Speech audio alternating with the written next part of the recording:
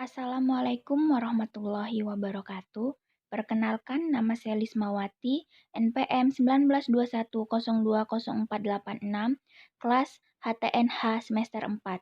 Di sini saya akan menjelaskan tentang bangunan hukum Islam di Indonesia yang diampu oleh Bapak Hervin Yoki Pradikta MHI. Berikut penjelasannya.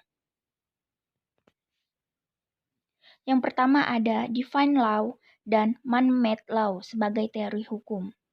Hukum Islam dikategorikan sebagai divine law karena aturan-aturan yang ada di dalamnya dibuat langsung oleh Tuhan untuk mengatur kehidupan manusia di dunia.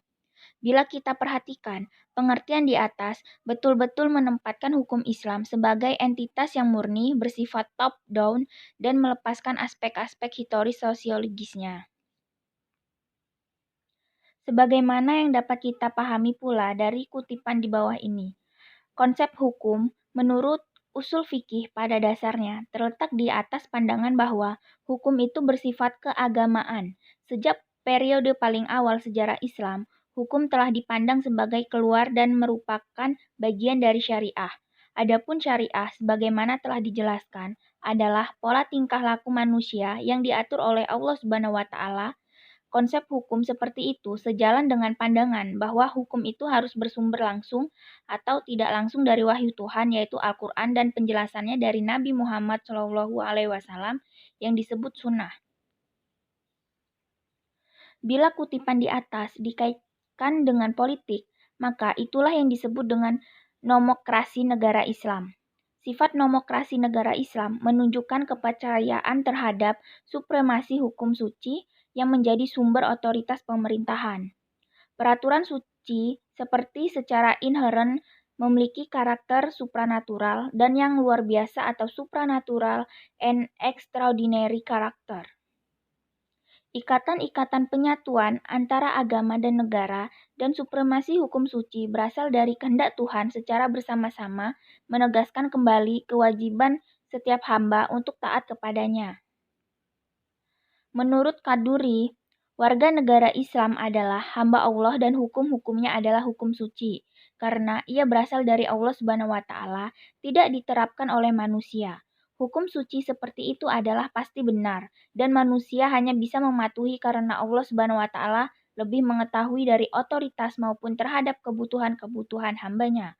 Dalam usaha menaati hukum, manusia menyadari akan tujuan-tujuan agamanya, karena hukum dalam Islam memiliki karakter sebagai sebuah kewajiban religius.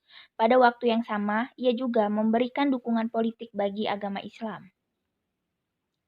Pada kenyataannya, hukum Islam merupakan perintah Tuhan dan karenanya bersifat mengikat sebagai sebuah cita-cita agama yang berbeda dengan hukum buatan manusia atau man-made law dan dianggap sebagai fenomena sosial yang tunduk pada kebutuhan manusia dan nilai-nilai. Karena alasan itulah hukum dalam pandangan pemikir-pemikir muslim pada kenyataannya bukanlah termasuk kajian yang independen dan empiris. Sebagai implikasi dari kedua faktor tersebut, yakni sifat sucinya dan ikatan yang kuat dengan tradisi lama, hukum Islam berkembang menjadi sebuah hukum yang statis yang bisa dianggap menjadi penghalang bagi terjadinya perubahan. Selanjutnya ada perkembangan hukum Islam di Indonesia. Pada bagian ini kita akan mendiskusikan relevansi epistemologi hukum Islam Indonesia dengan pembangunan hukum Islam Indonesia dengan pembangunan nasional. Sebelum kita lebih jauh membahas persoalan tersebut, terlebih dahulu sebaiknya mengetahui apa yang dimaksud dengan hukum nasional, mengapa kita membutuhkan hukum nasional, dan bagaimana caranya kita mewujudkan hukum nasional tersebut. Caranya kita mewujudkan hukum nasional tersebut melalui penjelasan terhadap aspek-aspek inilah kita akan mengetahui relevansi epistemologi hukum Islam dengan pembangunan hukum nasional. Kemudian ada pembangunan hukum di Indonesia.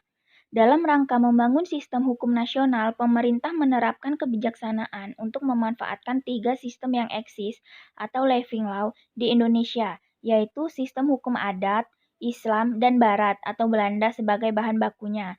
Ketiga sistem hukum sangat berkontribusi dalam pembangunan hukum nasional.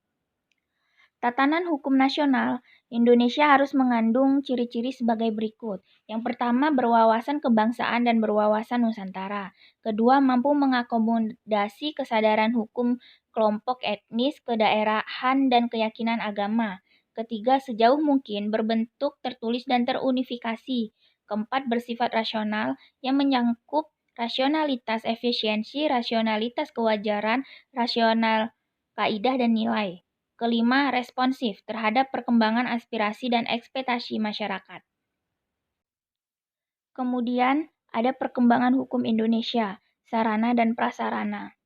Berdasarkan penjelasan di atas, tampak sekali dalam hal penerapan kebijakan hukum di Indonesia, pemerintah telah menjadikan hukum Islam sebagai bagian dari hukum nasional. Kondisi seperti ini tidak semata-mata terjadi di Indonesia, tetapi terjadi pula di negara-negara berpenduduk Muslim, baik yang memiliki konstitusi Islam maupun tidak memilikinya. Sebagai sebuah sistem hukum atau bagian dari sebuah sistem hukum, ia mempunyai teks tertulis dalam bidang-bidang yang dicakupkan, memiliki lembaga peradilan sesuai tingkatan-tingkatan yang diperlukan, dan mempunyai alat penegak hukum untuk menjalankannya. Sekian dari penjelasan saya. Jika ada salah-salah kata, saya mohon maaf. Dan saya ucapkan terima kasih. Wassalamualaikum warahmatullahi wabarakatuh.